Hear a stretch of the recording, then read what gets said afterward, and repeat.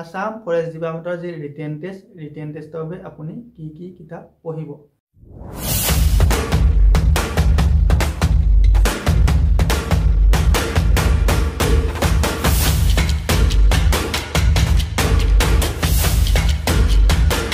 নমস্কাৰ,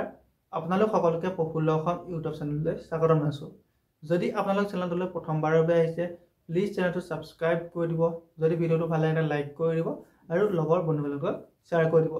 আজি এইটো ভিডিঅ'ত আপোনালোকক জনাম যে আপোনালোকৰ আসাম ফৰেষ্ট ডিপাৰ্টমেণ্টৰ যি আপোনালোকৰ forest guard AFPF driver constable written test হয়, সেই ৰিটেন টেষ্টৰ বাবে আপুনি কি কিতাপ পঢ়িব। এতিয়া আপোনালোকক ভিডিঅ'টোৰ আৰম্ভণিতে মই এটা কথা ক'ব বিচাৰিছোঁ যে আপোনালোকৰ আসাম ফৰেষ্ট ডিপাৰ্টমেণ্টৰ নিউ ভেকেঞ্চিৰ কোনো ধৰণৰ নটিচ অহা নাই। গতিকে আপোনালোকে বহুতে ভাবিব যে আপোনালোকৰ যেতিয়া নিউ ভেকেঞ্চিৰ বাবে নটিচ অহা নাই তেন্তে এইটো ভিডিঅ' কিয় বনাইছে। এতিয়া আপোনালোকক মই ক'ব বিচাৰিছোঁ যে মোক আপোনালোক কেইবাজনেও কমেণ্ট কৰিছে, গতিকে তেওঁলোকৰ কমেণ্টৰ ৰিপ্লাই হিচাপে মই এই ভিডিঅ'টো বনাইছোঁ। যদি আপোনালোকৰ ভিডিঅ'টো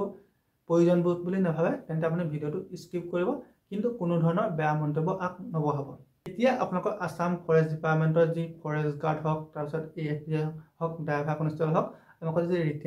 ৰিটেন টেষ্ট আপোনালোকৰ এটাই হ'ব। আপোনালোকৰ সেই ৰিটেন টেষ্টটোতে আপোনালোকৰ আটাইকেইটাৰ বাবে আপোনালোকৰ একেলগে পৰীক্ষা হয়। এতিয়া আপোনালোকৰ যি ৰিটেন টেষ্টত আপোনালোকৰ টোটেল মাৰ্ক থাকে 50। আপোনালোকৰ 100টা মাল্টিপল চইচ কুৱেশ্যন আহিব। আপোনালোকৰ প্ৰতিটো কুৱেশ্যনত আপোনালোকৰ হাফ মাৰ্কে থাকিব আৰু টোটেল মাৰ্ক হ'ব 50। এতিয়া আপোনালোকৰ যি ৰিটেন টেষ্ট হ'ব, ৰিটেন টেষ্টৰ বাবে আপুনি কি পঢ়িব। এতিয়া আপোনাক মই প্ৰথমতে ক'ব বিচাৰিছোঁ যে আপোনালোকৰ 2023 চনত যেতিয়া আপোনালোকৰ Assam forest department excise constable jail ৱাৰ্ডাৰৰ আপোনালোকৰ যি ৰিটেন টেষ্ট হৈছিল, ৰিটেন টেষ্টত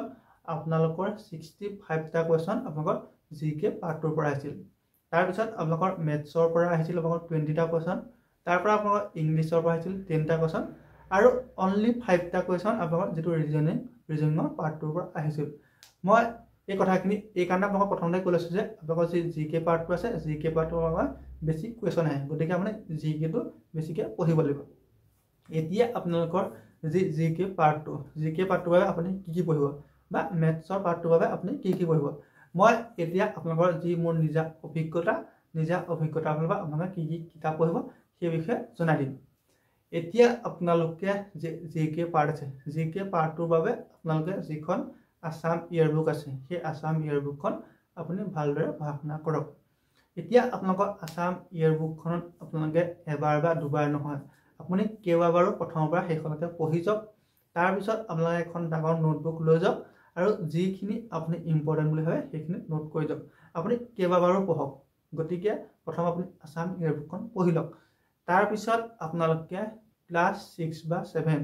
ক্লাছ আপুনি 6ৰ পৰা ষ্টাৰ্ট কৰিব পাৰে, যিহেতু আপোনালোকৰ সময় বেছি আছে। আপুনি ক্লাছ 6, 7, 8, 9, 10 আপুনি যি 5খন আপোনালোকৰ ছ'চিয়েল ছায়েন্সৰ কিতাপ আছে, 6, 7, 8, 9, 10 যিখন ছ'চিয়েল ছায়েন্সৰ কিতাপ আছে, আপুনি সেই ছ'চিয়েল ছায়েন্সৰ কিতাপখন আপুনি প্ৰথমৰ পৰা শেষলৈ আপুনি সেই 5খন কিতাপ ভালদৰে পঢ়া শুনা কৰক। তাৰপিছত আপোনালোকে হায়াৰ ছেকেণ্ডেৰী ফাৰ্ষ্ট ইয়াৰ আৰু ছেকেণ্ড ইয়াৰ আপোনালোকৰ যি হিষ্ট্ৰী, পলিটিকেল, তাৰপিছত আপোনালোকৰ জিঅ'গ্ৰাফী, আপোনালোকৰ যি 6খন কিতাপ আছে সেই 6খন কিতাপ আপুনি ভালদৰে পঢ়া শুনা কৰক। তাৰপিছত আপোনালোকে যিখন অসম আৰু ভাৰতৰ মেপ আছে, সেই অসম আৰু ভাৰতৰ মেপ দুখন আপুনি নিজে হ'লেও অংকন কৰি লওক, নহ'লে আপুনি দোকানৰ পৰা কিনি আনি হ'লেও আপোনালোকৰ পঢ়াৰ আগত আপুনি ভালদৰে ৰাখি লওক। আপুনি সদায় সেই মেপ দুখন ভালদৰে চাব, কাৰণ আপোনালোকৰ মেপৰ কুৱেশ্যন কেইবাটাও আহে, আপুনি সেইখন চাই লওক। তাৰপিছত আপোনালোকে যিখন মনোৰমা ইয়েৰবুক আছে, আপুনি সেই ইয়েৰবুকখন ল'ব পাৰে, সেইখন অলপ ভালেই হয় কিতাপখন। তাৰপিছত আপোনালোকে মেথছৰ বাবে আপুনি যদি অলপ মেথছত নিজকে দুৰ্বল বুলি ভাবে তেন্তে আপুনি ক্লাছ 6ৰ পৰা নহ'লে আপুনি 7, 8, 9 আপোনালোকৰ 10ৰ মেথছ বহুত কম আহে, আপোনালোকৰ ক্লাছ 6, 7, 8, 9 বা 10ৰ আপুনি নাচাব। 6ৰ পৰা আপুনি 9লৈ যিখন আপোনাৰ মেথছৰ যিখন আপোনালোকৰ কিতাপ আছে সেই কিতাপখন আপুনি ভালদৰে চাওক। আৰু তাৰপিছত আপুনি ইংলিছৰ বাবে আপোনালোকে কি চাব। ইংলিছৰ আপোনালোকে গ্ৰামাৰখিনি চাওক, আপোনালোকৰ যিখিনি সৰ্বসাধাৰণ গ্ৰামাৰ আছে সেই গ্ৰামাৰখিনি আহে, আপোনালোকৰ ইমান বেছি ইংলিছৰ টান কুৱেশ্যন নাহে। আৰু আপোনালোকৰ চিনোনিম এণ্টনিমৰ বাবে আপুনি যিখিনি কিতাপ পায় সেইখিনি চাব পাৰে আপুনি সেইখিনি চাই থাকক আপুনি চিনোনিম এন্টোনিম চাই যাওক কাৰণ আপুনি চিনোনিম এন্টোনিম আপুনি পঢ়ি শেষ কৰিব নোৱাৰে গতিকে আপুনি যিমানখিনি পাৰে সিমানখিনি চাই থাকক আৰু ৰিজনিঙৰ বাবে আপুনি কি কিতাপ পঢ়িব এতিয়া মই যি ৰিজনিঙৰ বাবে মই কোনো ধৰণৰ কিতাপ পঢ়া নাছিলোঁ যদি আপুনি প্ৰয়োজন বুলি ভাবে তেন্তে ৰিজনিঙৰ বাবে এখন কিতাপ কিনিব পাৰে কি কিতাপ কিনিব মোৰ সেইটো কোনো অভিজ্ঞতা নাই মই আপোনালোকৰ যি ইউটিউব চেনেলৰ পৰা ৰিজনিংখিনি চাইছিলোঁ মই এইটো ভিডিঅ' ডেছক্ৰিপশ্যনত এটা লিংক দি দিম আপোনালোকৰ তাত এটা চিলেবাছ থাকিব আপোনালোকৰ অসম আৰক্ষীৰ যি চিলেবাছ আপুনি অসম আৰক্ষীৰ আপুনি যি ৰিজনিং পাৰ্টটোৰ পৰা আপুনি কি টপিক পঢ়িব সেই ভিডিঅ'টো আপুনি চাই তাত যিকেইটা টপিক দিছোঁ সেই টপিককেইটা প্ৰথমতে লিখি ল'ব আৰু আপুনি ইউটিউবত চাৰ্চ কৰিব ইউটিউবত আপুনি চাৰ্চ কৰাৰ পিছত আপোনালোকৰ যিকেইটা ভিডিঅ' আহে যিটো ভিডিঅ' ভাল লাগে আপুনি সেইটো ভিডিঅ' চাব কিন্তু আপুনি এটা ভুল নকৰিব ইউটিউবত গৈ আপুনি ডাইৰেক্ট ৰিজনিং ভিডিঅ' বুলি মাৰি নিদিব কাৰণ ৰিজনিং ভিডিঅ' বুলি মাৰিলে আপোনাক যি টি আপোনাক আহি যায় ধৰি লওক আপোনালোকৰ ক্লক ৰিজনিঙত আহিব কেলেণ্ডাৰ ৰিজনিঙত আহিব বা যি টি আপোনালোকৰ ৰিজনিং আহি যাব তেতিয়া আপুনি যিটো কনচেপ্ট আছে কনচেপ্টটো ক্লিয়াৰ কৰিব নোৱাৰিব কিন্তু আপুনি এনেকুৱাকৈ চাৰ্চ কৰিব যে আপোনালোকৰ ক্লক ডিগ্ৰী ৰিজনিং আপোনাৰ ক্লক ডিগ্ৰী ৰিজনিঙৰ যিটো কনচেপ্ট আছে সেই কনচেপ্টটো আপুনি ক্লিয়াৰ কৰি দিব তাৰপিছত আপুনি কেলেণ্ডাৰ ৰিজনিং বুলি ক'লে বহুতে এটা চাই যে আপোনালোকৰ যিটো চিম্পুল কেলেণ্ডাৰ ৰিজনিং সেইটো নহয় আপোনালোকৰ কেলেণ্ডাৰ ৰিজনিঙৰ 4টা টাইপ আছে এই 4টা টাইপ আপুনি ভালদৰে চাই যাব গতিকে আপুনি এইখিনিকে হ'ব প্ৰথম পঢ়ি থাকক যদি আপোনাৰ প্ৰয়োজন বুলি ভাবে তেন্তে আপুনি এখন গাইড বুক ল'ব পাৰে কিন্তু আপোনালোকৰ গাইড বুক পঢ়ি কোনো ধৰণৰ লাভ নাই কাৰণ আপোনালোকৰ এখন গাইড বুকত আপোনালোকৰ মিনিমাম আপোনালোকৰ 2000 বা 3000 কুৱেশ্যন আছে সেই 2000 বা 3000 কুৱেশ্যনৰ ভিতৰত আপোনালোকৰ কোনো ধৰণৰ কমন নপৰিব পাৰে গতিকে আপুনি সেইখিনি নাচাব তাৰপিছত আপোনালোকৰ এতিয়া যিখিনি আপোনালোকৰ সৰ্বসাধাৰণ আপোনালোকক বঁটা দিছে বা আপোনালোকৰ খেলৰ যিখিনি আপোনালোকৰ সচৰাচৰ ঘটি আছে সেইখিনি আপুনি চাই থাকিব আপোনালোকৰ সেইখিনিৰ পৰা আপোনালোকৰ কাৰেণ্ট এফেয়াৰ্ছত কুৱেশ্যন আহি যাব কাৰণ আপোনালোকৰ কাৰেণ্ট এফেয়াৰ্ছত কেতিয়াবা আপুনি 24ৰ যিখিনি লাষ্ট 25ৰ যিখিনি ফাৰ্ষ্ট সেইখিনি কুৱেশ্যন আহিব পাৰে গতিকে আপুনি সেইখিনি চাই থাকিব আৰু আপোনালোকৰ অসম চৰকাৰৰ যিসমূহ আঁচনি আছে বা ভাৰত চৰকাৰৰ যিসমূহ আঁচনি আছে এই আঁচনিসমূহৰ ওপৰত এটা কুৱেশ্যন আহে গতিকে আপুনি সেইসমূহ সদায় আপুনি নিউজত হওক আপুনি পায়ে থাকে গতিকে আপুনি সেইবোৰ যিখিনি পায় আপুনি সেইখিনি লিখি যাব আপুনি এখন জিকে বাবে এখন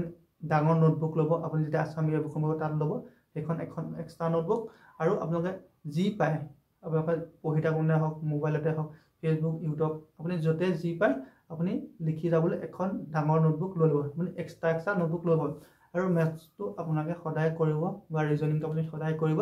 যিমানে আপুনি প্ৰেক্টিছ কৰিব আপোনাৰ সিমানে আপোনাৰ মেথছৰ আপোনাৰ ক্লিয়াৰ হৈ গৈ থাকিব আপুনি মেথছটো পঢ়ি মুখস্থ কৰিব নাই গতিকে মেথছৰ আপুনি যিবোৰ সূত্ৰ আছে সেই সূত্ৰবোৰ মুখস্থ কৰিলে আপুনি ধুনীয়াকৈ কৰিব পাৰিব গতিকে আপুনি মেথছখিনি ভালদৰে চাই ল'ব মেথছৰ পৰা 20টা কুৱেশ্যন আহিছে গতিকে আপোনালোকৰ মেথছখিনি সেইবাৰ অলপ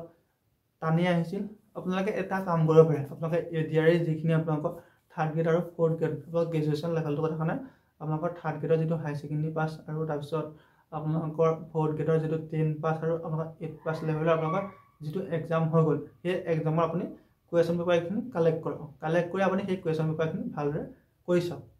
এতিয়া বহুতে এটা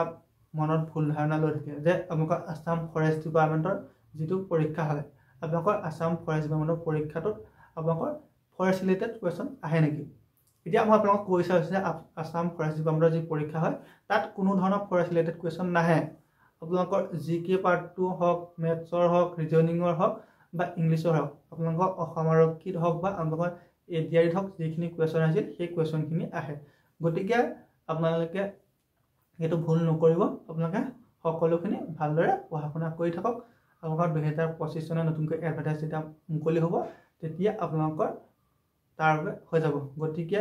আপুনি যদি 2025 চনত এটা চাকৰি ল'ম বুলি ভাবিছে তেতিয়াহ'লে এতিয়াৰ পৰা ভালদৰে পঢ়া শুনা কৰি থাকক কাৰণ আজিকালি কম্পিটিশ্যন বহুত হাই লেভেলৰ ধন্যবাদ